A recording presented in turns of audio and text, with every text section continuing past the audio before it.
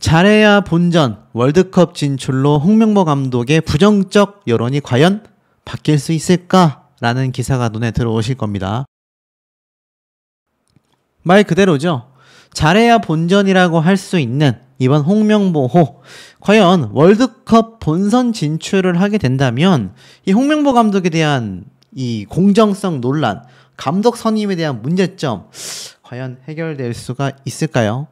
결론부터 말하자면 아직 갈 길이 멀다라고 되어져 있습니다. 축구대표팀 사령탑 선임 과정의 공정성 논란 속에 지휘봉을 잡은 홍명보 감독은 대표팀 사령탑 복귀전이었던 팔레스타인전에서 이례적으로 홈 관중의 야유를 경기 내내 들을 수밖에 없었죠. 이 정몽규 협회장과 대한축구협회에 관련된 비판이기도 했습니다. 오만전에서 홍명보 감독이 한숨을 돌렸다라고는 하지만 실제로는 어떻습니까? 랭킹 76위였던 오만을 23위인 한국이 어찌 보면 3대1로 승리한다라는 게 좀 당연시 될 수도 있다라는 생각이 듭니다. 자, 하지만 이 홍명보 감독 오만전의 승리로 홍명보 감독을 향한 부정적 여론이 극적으로 좋아질 가능성은 현저히 낮다라고 해석되고 있습니다.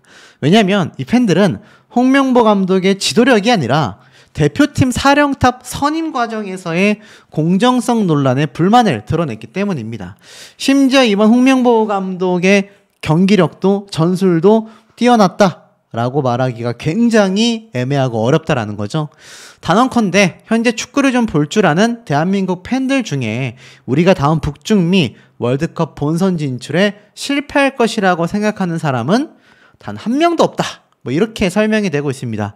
왜냐하면 한국이 11회 연속 월드컵 본선 진출을 노리고 있는 국가이기도 하고 가뜩이나 아시아에 배정된 4.5장의 본선 티켓이 무려 8.5장으로 늘어나면서 사실 어느 감독이 와도 이 월드컵 본선 진출은 크게 무리가 없어 보이기 때문이다 라고 말하고 있기 때문이죠. 즉 오만전의 승리가 아니라 홍명보호가 3차 예선에서 그야말로 달라진 경기력으로 승승장구해도 당장의 팬심을 돌리기는 어려울 거다라는 겁니다. 홍명보 감독이 취임 기자회견에서 약속했던 월드컵 8강 이상의 성적에 근접해가는 것이 아니라면 아시아 지역 예선은 홍명보 감독에게는 잘해야 본전밖에 되지 않는다라는 거죠.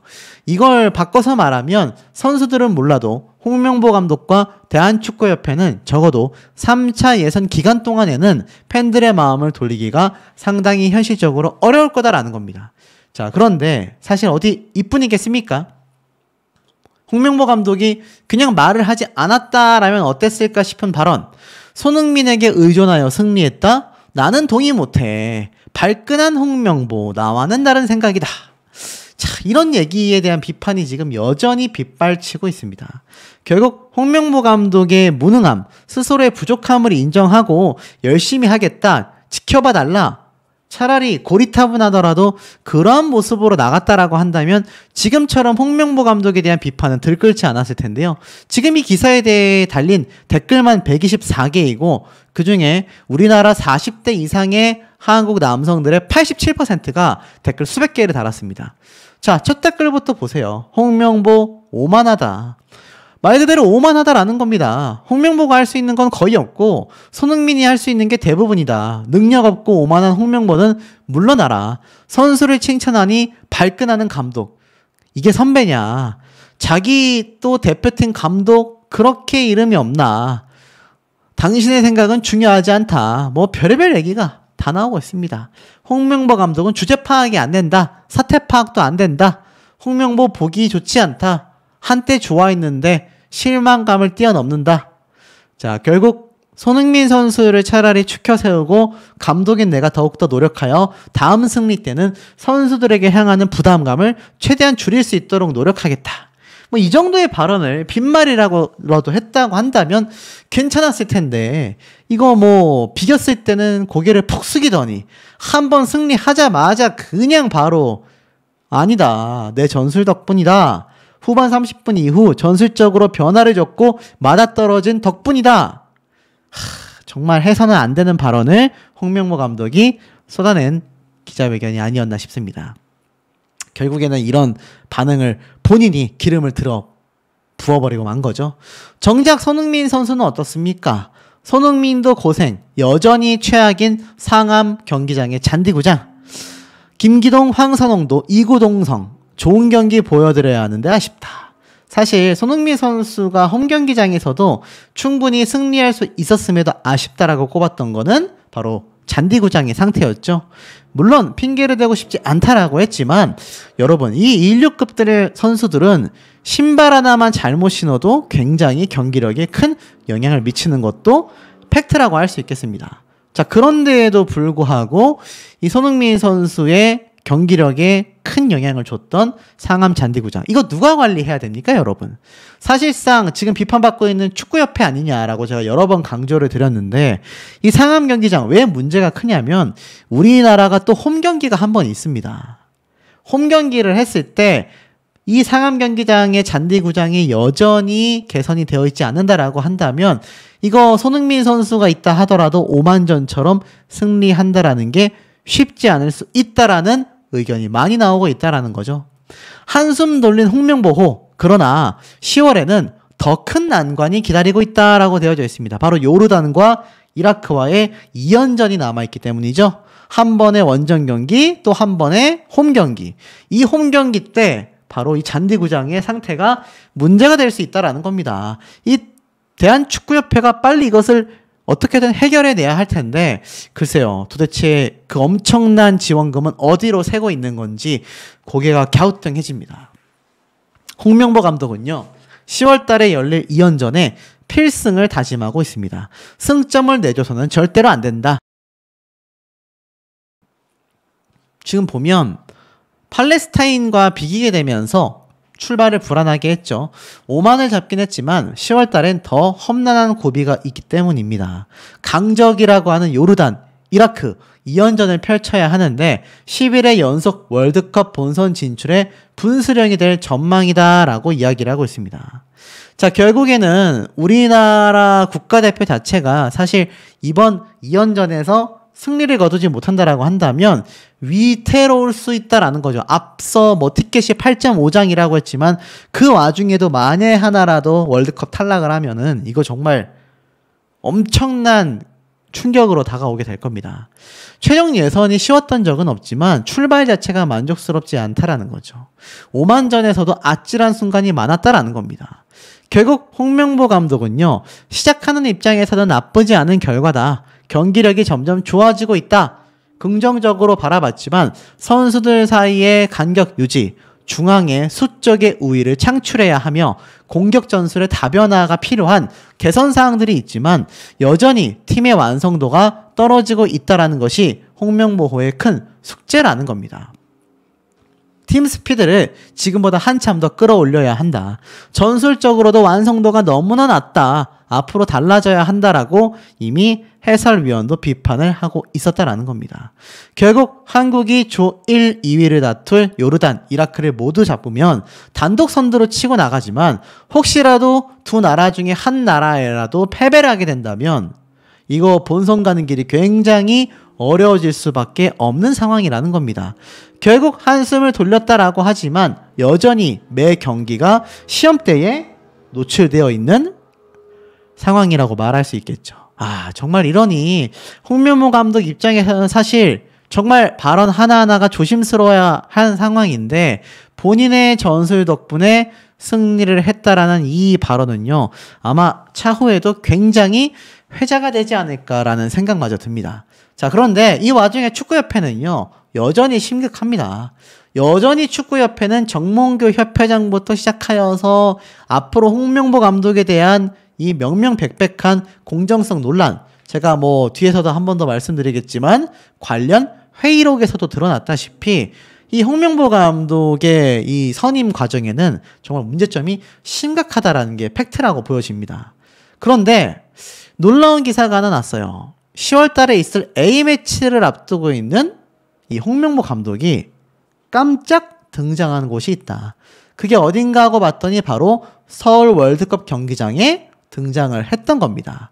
FC 서울과 대전 하나시티즌에 이번 경기가 열리는 14일 오후 4시 30분에 등장을 했던 거죠. 왜 등장했나 봤더니 선수들의 상태를 점검하는 모습도 보였고 앞에 말씀드렸던 이 잔디 상태도 한번 체크를 해봤던 게 아닌가 싶어요. 아무래도 이 팔레스타인전에서 너무 충격적으로 무승부가 났기 때문에 홈경기, 이라크전이 될 예상인 이 홈경기에서 다시 한번 그런 뼈아픈 상황이 벌어지면 안 되기 때문에 홍명보 감독은 그런 선택을 했지 않나 싶습니다. 자, 그런데 이 서울 월드컵 경기장에 등장을 하여 선수 점검차 방문한 게 아닌가 라고 추정이 됐지만, 예전에 이 홍명보 감독이 한번 경기장을 찾았을 때 난리가 났었죠. 축구 팬들이 막 들고 일어나고 홍명보 감독에 대하여 막 사퇴를 촉구하는 엄청난 이 비판의 목소리를 내는, 축구 팬들이 경기 시작 끝나고 나서도 근처에서 이 홍명보 감독의 사퇴를 외치는 그 모습, 제가 한번 설명을 드렸습니다. 이번에도 그런 일이 있었는지는 알 수가 없지만, 이 홍명보 감독이 아무리 팔레스타인전에서 성적이 좋았건 나빴건, 오만전에서 이겼건 뭐건, 지금 많은 축구 팬들과 국민분들은 여전히 홍명보 감독에 대한 비판을 쏟아내고 있으며, 홍명보 감독이 이 정몽규 협회장과 함께 사퇴해야 한다라는 목소리가 점점 더 거대해지고 있습니다. 안 그래도 두 사람이 국회 출석을 확정짓고 있는 상황 속에 정몽구 협회장의 이 노조에서 터진 연임 반대 성명 발표까지, 그야말로 이 두 사람이 풍전등화의 입장인데, 글쎄요, 아무리 이 A매치가 남아져 있지만 확실한 건 24일 날 진행될 것으로 확정되어 있는 이 두 사람의 이 증인 출석이 두 사람의 사퇴를 판가름짓는 결정타가 되지 않을까라는 생각이 드는 대목입니다. 축구협회의 민낯이 드러나고 말았는데요. 아무래도 홍명보 감독은 이제 곧 있을 이라크전에서는 얼굴을 보기 힘들지도 모르겠다라는 생각이 듭니다. 자, 홍명보 감독이 나와 전혀 다른 생각이다. 후반 30분 이후 전술적으로 변화를 줬고 딱 맞아떨어진 결과였다라고 목소리를 높인 것에 비해서, 자, 사실 손흥민 선수는 뭐라고 했느냐? 변함없이 계속해서 축구를 사랑해 주시고 응원해 주셔서 진심으로 감사하다. 저는 이제 소속팀에 돌아가 좋은 모습을 보여드리겠다라고 이야기를 쏟아냈습니다. 자, 그런데 참 특이한 건 이 홍명보 감독과 손흥민 선수의 입장차가 이렇게 컸다라는 겁니다. 결국 손흥민, 이강인 언급에 발끈한 홍명보 감독, 댓글창은 뒤집어지고 말았습니다. 오만가의 원정 경기에서 첫 승리를 거뒀던 홍명보 감독은 한국 축구대표팀, 결국 이 귀국 인터뷰에 많은 축구 팬들은 그야말로 불쾌함이 터져 나왔는데요. 사실 홍명보 감독이 그냥 말한 것이 아니라 불쾌하다라는 뉘앙스로 저희는 분수령이 된 시간에 전술적으로 변화를 주었고 그 전술이 맞아떨어졌다. 선수들 때문에 승리했다라는 의견에는 나는 절대로 동의할 수 없다. 이렇게 이야기를 쏟아내면서, 야, 사실 정말 많은 비판을 현재까지 받고 있는 상황이기도 합니다. 홍명보 감독이 그래도 선수들 덕분이었다라고 공을 돌리는 척이라도 했다면 이만큼 비판이 나오진 않았을 텐데요. 결국 댓글 반응은요, 이렇게 나왔습니다. 손흥민, 이강인 빼고 이겨봐라. 뻔뻔스러운 인터뷰 같다. 손흥민 득점이 감독의 전술이라고? 나쁘지 않은 결과라고 하기엔 너무 나쁜데? 홍명보 생각이 맞다. 생각한 전술이 해줘 전술이니까. 당연히 자기 전술이 완벽하다고 해야 맞지. 그만하고 이제 정신 차렸으면 좋겠다. 결국 손흥민, 이강인, 황희찬이 하는 거 아닌가. 전술 가외 안 받으면 요르단한테는 필패할 것 같다. 선수들 덕이지 무슨 전술 덕분이냐. 그러니까 손흥민호라고 부르지. 의존 안 했는데 쫄려서 못 빼고 109분을 뛰게 한 건가. 손흥민, 이강인이 떠먹여준 거지. 어이가 없네. 이런 감독이랑 월드컵을 나간다니 너무나 암담한 현실이다. 우리도 당신 말에 동의하지 않는다. 전술이라는 게 있었다고? 해조 전술을 말하는 건가? 제발 좀 사퇴했으면 좋겠다. 아니 그러면 다음 경기 선발에서는 손흥민, 이강인 빼고 해보시길 바란다. 손흥민 언급에 발끈하네. 열등감이 있는 건가? 인터뷰를 안 했으면 좋겠다. 속에서 천불이 난다. 브레이크 없이 앞 달려나가는 고장난 열차와도 같다. 월드컵 이후 어떻게 되려고 저러는지 등의 비난이 잔뜩 섞인 반응을 보였습니다. 자, 이제 10월 10일 날 요르단에서 원정 3차전 경기, 10월 15일 날 우리나라 홈 경기에서 이라크와 4차전에 나섭니다.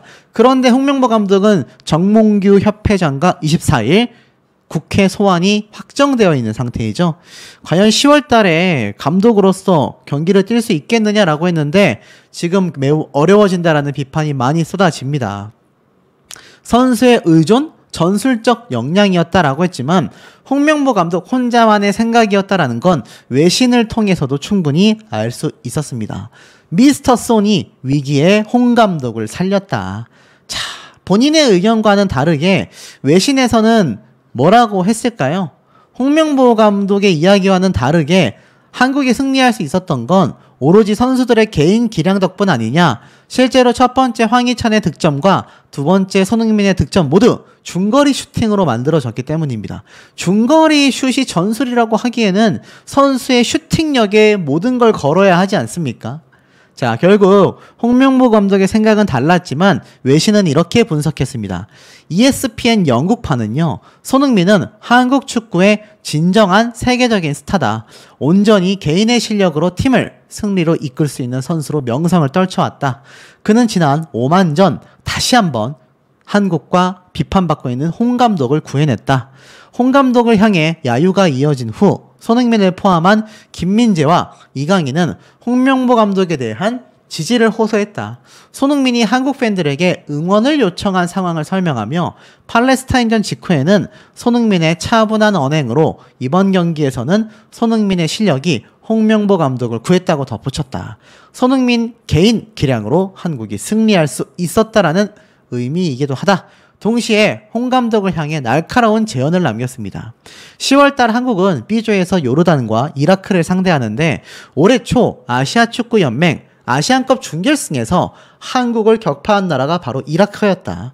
그 경기 결과가 위르겐 클리스만 전 감독의 경질로 이어졌다라는 점을 기억해야만 할 것이다.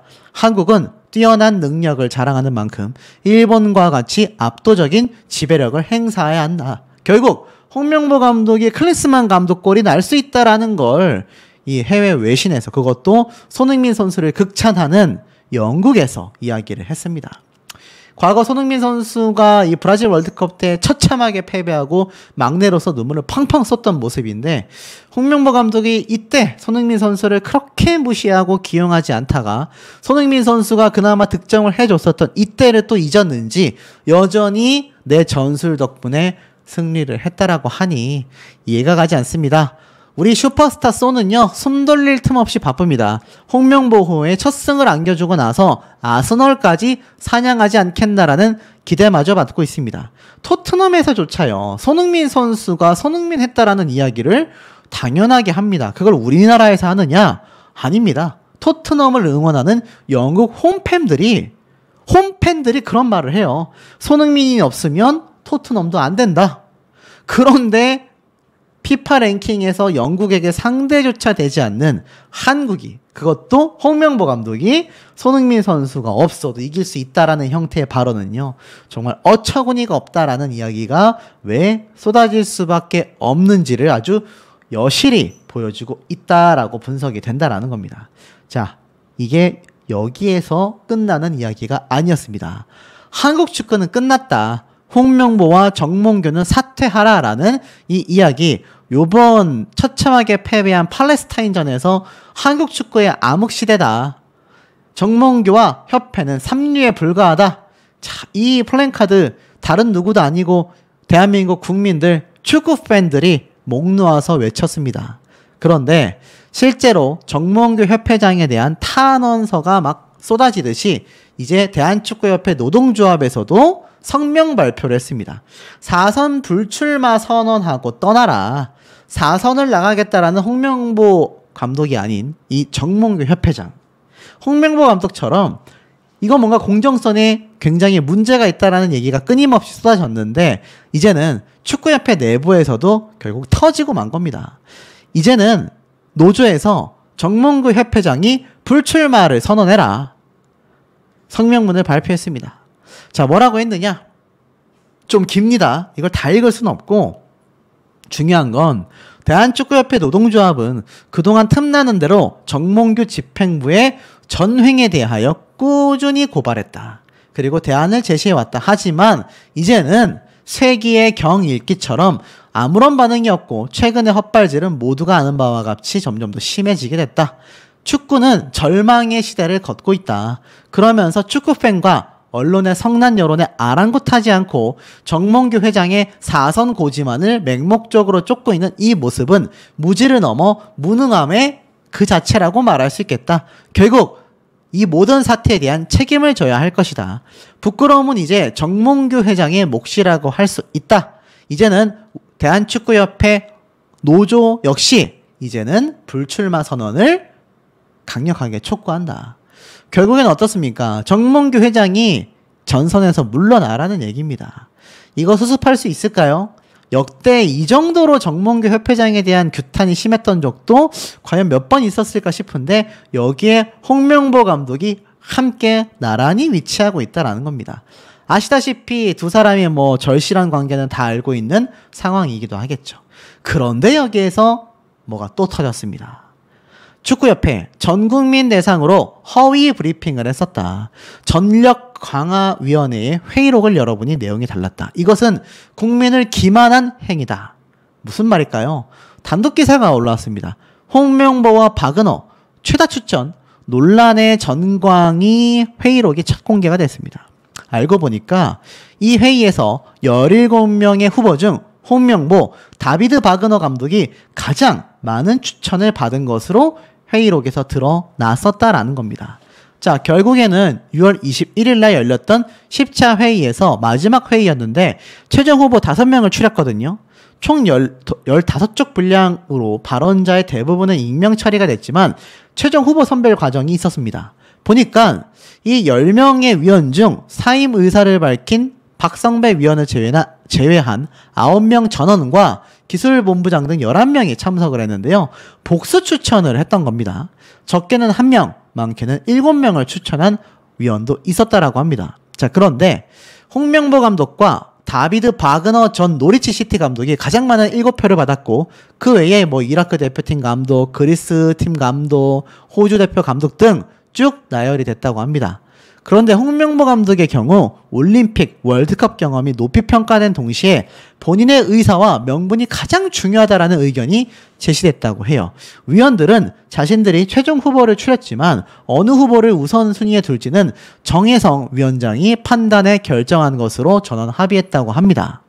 그런데 후속 절차를 진행한 이 정혜성 위원장은요, 정몽규 회장에게 최종 후보 3명을 보고한 다음 날 돌연 사임을 했다라는 겁니다. 그리고 가장 높게 추천을 받았던 홍명보 감독과 앞에 말씀드린 이 박은호 감독이 있음에도 갑자기 홍명보 감독이 선임이 됐고 그 결과가 발표되기 이전 이것을 보고한 위원은 사퇴했다는 얘기입니다. 굉장히 이상하지 않습니까? 그러니 홍명보 감독의 지금 이번 선임 과정에서의 첫 번째 공정성의 의혹이 갈 수밖에 없는 증거가 이렇게 회의록을 통해서 공개가 됐다라는 겁니다. 이게 이제 시작점에 불과하다라는 거죠. 정몽규 협회장도 여기에 관여했다. 홍명보 감독도 이를 알고 있었다라고 한다면 두 사람 모두 국회에 불러가서 이거 증인으로 출석하는 것으로 끝나는 것이 아니라 구속 위기, 검찰 기소까지도 충분히 가능하다라는 해석이 왜 지금 나오고 있는지를 알 수 있는 대목이 아닌가라는 생각이 듭니다. 일단 한번 어떤 이야기가 나오는지 들어보시겠습니까? 예, 아무래도 이 두 경기를 이제 마치고 나니까 이제 좀 더 우리가 어떤 식으로 또 팀을 발전을 시켜야 되는지 그런 부분에 있어서 또 코칭 스텝 또 이제 선수들과 또 소통을 많이 좀 했고요. 또 자, 어떠십니까? 홍명보 감독이 귀국하고 나서 취재진들에게 내뱉은 이야기들 중에 가장 귀에 들어왔던 건요. 사실 나쁘지 않은 결과다. 잘했다. 괜찮았다. 그리고 많은 소통을 하고 있다. 라고 이야기를 했습니다. 그런데 거기까지만 했다고 한다면 그래도 다행이었을 텐데 문제는 그 이상을 더 지나가 버리게 되고 말았다라는 겁니다. 자, 보시면 계란 세례도 아깝다. 홍명보호 귀국했지만 축구팬들 인천 공항 마중은 없었다. 자, 이게 사실 원정 경기에서 승리했지 않습니까? 보통 원정 경기에서 승리하면요, 이 축구를 좋아하는 많은 축구 팬들, 국민분들이 현장에 나가서 함께 응원하고 축하하고 화환도 주고 막 그러지 않습니까? 하지만 홍명보 감독은요, 여전히 축구 팬들의 지지를 얻지 못했다라는 겁니다. 급기야 계란 세례도 아깝다라는 이야기까지 나왔을 정도입니다. 결국 홍명보호가 돌아오는 이 와중에 이들을 반겼던 사람은 별로 없었습니다. 근데 이게 사실 열심히 뛰고 골을 낸 손흥민 선수, 이강인 선수, 황희찬 선수, 국가대표 선수들이 잘못이 1이라도 있겠습니까? 저는 1도 없다라는 생각이 듭니다. 왜 국가대표가 이 원정 경기에서 그것도 일본 선수들에 비해 전세기조차 타지 못하고 환승까지 해가며 갔다 왔던 이 어려운 원정에서 승리를 거뒀음에도 계란 세례조차 아깝다라는 비판을 받아야 할까요? 첫 승에도 해조 축구의 논란은 계속해서 이어져 가고 있었다라는 겁니다. 자, 해조 축구가 뭡니까? 제가 여러 번 강조드렸던 것처럼 이천수 선수도 비판을 했듯이 이 홍명보 감독의 전술 전략에 기대하여 나온 결과가 아니라 그야말로 해외파 선수들, 능력 좋은 선수들의 개인기에 많이 의존한 오만전이 되고 말았다. 이 상황에서 10월 달에 열리는 이라크전에서 과연 승리를 우리가 장담할 수 있겠느냐라는 겁니다. 장담할 수 있겠습니까? 일본이 아시아의 맨체스터 시티라면 한국은 아시아의 맨체스터 유나이티드다. 손흥민을 비롯한 스타 선수에 의존하는 우리 축구를 향해 영국 언론이 내린 평가라고 합니다. 영국 언론에서 이미 이렇게 이야기를 했다고 해요. 자, 결국에는 전술도 없고 개인기에 의존한다라는 이 비판이 쏟아졌는데, 야, 홍명보 감독의 이 발언을 보십시오. 아닌데, 전혀 동의할 수 없는데 라고 이야기를 했다고 합니다.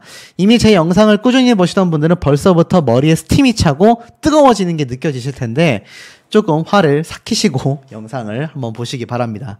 자, 결국 오만전에서 한 골에 도움 2개로 맹활약을 펼친 손흥민 선수의 이 막강한 파워를 많은 전문가들, 많은 축구 팬들이 홍명보를 살렸다라고 했지만 전술 없고 개인기에 의존했다? 나는 동의할 수 없다라는 겁니다. 특정 선수에 의존해서 경기를 이겼다고? 아닌데? 나는 완전히 다른 생각을 가지고 있는데?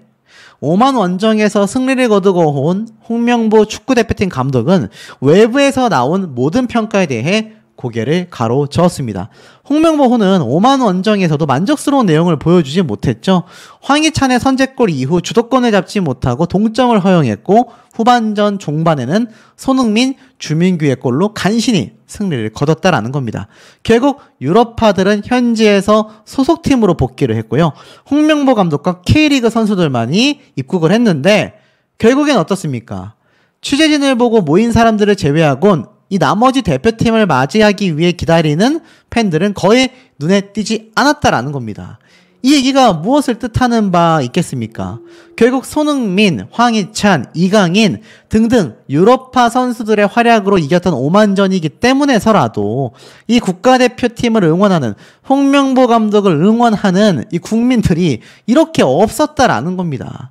굉장히 홍명보 감독 입장에서는 속이 쓰릴 수밖에 없는 상황이라는 거죠. K리그 선수들은 또 무슨 잘못이겠습니까? 이들도 정말 최선을 다하지 않았겠습니까? 하지만 아무에게도 환영받지 못했다. 그런데 이 와중에 홍명보 감독이 이야기한 건 황당합니다. 손흥민에 의존했다고? 아닌데? 동의할 수 없어. 내 전술이 맞았다라는 겁니다. 와, 일문일답을 좀 보도록 할게요. 자, 홍명보 감독. 경기를 하다 보면 90분 동안 모든 걸 완벽하게 펼칠 수가 없다. 분명히 어려운 시간도 있는데 그때 실점하게 된다면 더 힘든 상황에 몰릴 수 있다. 앞으로 이런 부분을 개선해야 한다라고 말했습니다. 그러면서 해외파 선수들에게 전술적으로 의존했다라는 비판에 대해서는 고개를 가로주었습니다. 나하고는 완전히 다른 생각이다. 분수령이 된 시간에 전술적으로 변화를 줬고 그 전술이 맞아떨어졌다. 그렇기에 그런 평가에 대해서는 동의하기가 어렵다. 지금도 내 생각을 바꿀 뜻이 없다. 전술적으로 충분히 우리 선수들이 후반전 30분을 남겨놓고 완벽하게 잘 해냈다고 생각한다라는 겁니다. 글쎄요, 이 홍명보 감독 안 그래도 지금 불붙은 곳에다가 기름을 갖다 들이부어버렸지 않나라는 생각이 듭니다. 정말 손흥민 선수가 없었다면 홍명보 감독 이길 수 있었습니까? 되묻고 싶습니다. 요번 손흥민 선수와 이강인 선수의 세트 플레이가 없었다면은 과연 우리나라가 승리할 수 있었을까요? 황희찬의 골조차 손흥민 선수의 도움이 없었다라고 한다면 이거 장담 못하는 상황인데, 후반전도 가기 전에 전반전에서 1대1 동점이 된 상황에 만약 손흥민 선수가 쏙 빠졌다라고 생각을 해보십시오. 과연 우리가 추가 득점을 내기가 과연 쉬웠을까요? 어떻게 홍명보 감독은 이런 얘기를 하는지 참 황당할 따름입니다. 내용을 좀 더 보면 24일날 열릴 이 문체부의 현안 질의 증인으로 채택된 것에 대하여 나중에 그런 일이 있다고 한다면 당연히 잘할 것이지만 특별히 내가 아는 내용은 없다. 난 모르겠다. 라는 식으로 지금 입장을 발표하기도 했습니다. 결국 팔레스타인전과 오만전을 마친 총평에 대해서는요, 가장 좋은 시나리오가 두 경기에서 다 이기는 것이었는데 그런 경기를 내지 못했다. 하지만 이제 시작하는 입장에서 나쁘지 않은 결과였다. 앞으로 남은 8경기를 어떻게 준비해야 될지 좋은 생각을 가지게 된 2연전이다 라고 했습니다. 대표팀의 방향성에 대해서는 어떤 식으로 팀을 발전시켜야 하는지에 대해 선수들과 코치진이 많이 소통을 했다. 두 경기를 치르는 동안의 소득은 팔레스타인전에서는 전반전보다 후반전이 좋았고 오만전은 팔레스타인전보다 나아졌지만 이것이 가장 큰 소득이다. 선수들과 팀에 좀 더 긍정적인 생각을 갖게 만들었다. 세트피스 수비가 불안했다라는 것에 대해서 90분 동안 완벽하게 할 수 없다라는 희대의 망언을 냈다라는 비판을 받고 있습니다. 또한 이 공격 전술에서 선수들에게 의존했다라는 것에 대하여 본인은 전혀 동의할 수 없다라고 말을 한 것이죠.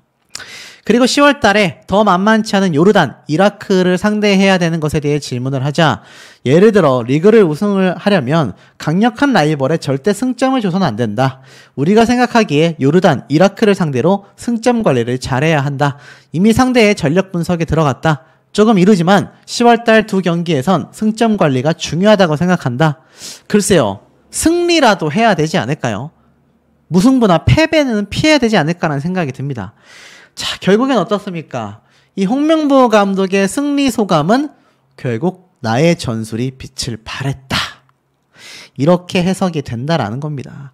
그러니 지금 축구 팬들이 이 분개함을 떨쳐낼 수 없는 거죠. 손흥민에게 의존했다고 발끈한 홍명보 감독이 전술적으로 완벽하게 잘 해냈다라는 이야기를 하게 됐다라는 겁니다. 그런데 과연 그럴까요? 평가는 그렇지 않습니다. 홍명보호 아시아 국가대표의 시장 가치는 2위 2,840억, 1위 일본과는 점점 격차가 벌어지고 있다라고 되어져 있습니다. 실제로 내용을 좀 살펴보니까 이적료 전문 사이트에 따르면요, 우리나라가 약 4,070억을 기준으로 일본에 이어 2위를 차지했다라고 합니다. 결국엔 어떻습니까? 아시아에서 우리나라가 이제 일본과 그 격차가 더 벌어지고 있다는 얘기입니다. 4천억대와 2천억대, 거의 2배에 가까운 지금 평가의 차이를 보여주고 있다라는 거죠. 자, 그 와중에 앞에 말씀드린 것처럼 이 대한축구협회는 노조에서 난리가 났습니다. 정몽규 회장의 연임을 반대한다. 연속 헛발질에 무능함 그 자체다. 홍명보 감독은 아니라고 했지만 손흥민 선수의 활약이 없었다라고 한다면 이번 오만전도 장담할 수 없었을 겁니다. 그런데 그 경기를 마치고 온 홍명보 감독의 입에선 나는 동의하지 못하겠다. 그 홍명보 감독을 절대적 지지를 보낸 대한축구협회의 정몽규 회장. 글쎄요, 이 두 사람의 잔치판이 과연 언제까지 갈 것인가. 특히 이 홍명보 감독에 대한 이 황당한 평가는 앞으로 남아있는 경기에서 과연 손흥민 선수와 선수들에 대한 이 존중이 존재라도 할까. 여러분들이 보시기엔 어떻습니까? 정말 오만전이 홍명보 감독의 전술로 인하여 승리했다라고 말할 수 있겠습니까? 지금 오죽했으면 그전 클린스만 감독과 거의 유사한 전략을 펼치고 있을 뿐이다.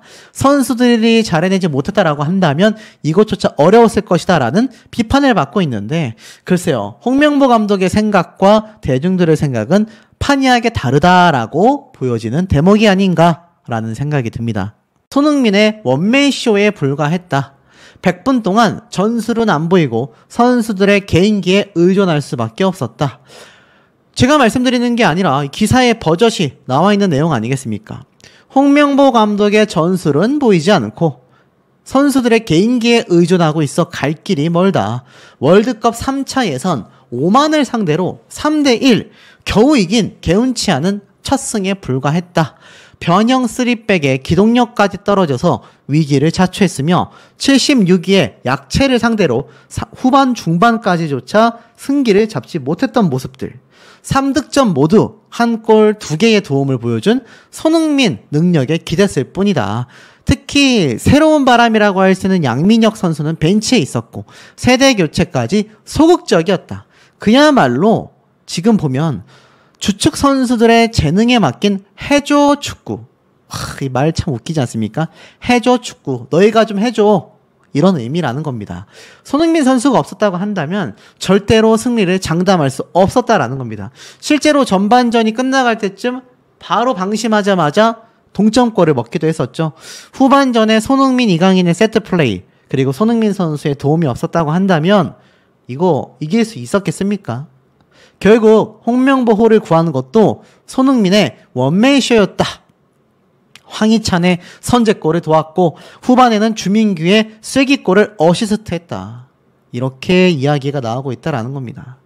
결국 홍명보 감독의 무능함이 다시 한번 드러났다라는 겁니다. 손흥민과 이강인이 해주지 않았다라고 한다면 중원 축구는 삭제되었다. 제가 이미 앞선 영상들을 통해서 여러 번 강조했던 부분이죠. 중앙 돌파력이 있어야만 수비에 집중하는 오만전에서 무난하게 승리할 거다라고 했는데, 이 중동 축구가 한 골 넣고 엄청나게 수비하고 발만 갖다 대면 잡바링 축구하는 그런 특성이 수십 년 전부터 이어져 왔지 않습니까? 지금 남아있는 이라크전도 비슷한 양상으로 흘러갈 가능성이 크다라는 겁니다.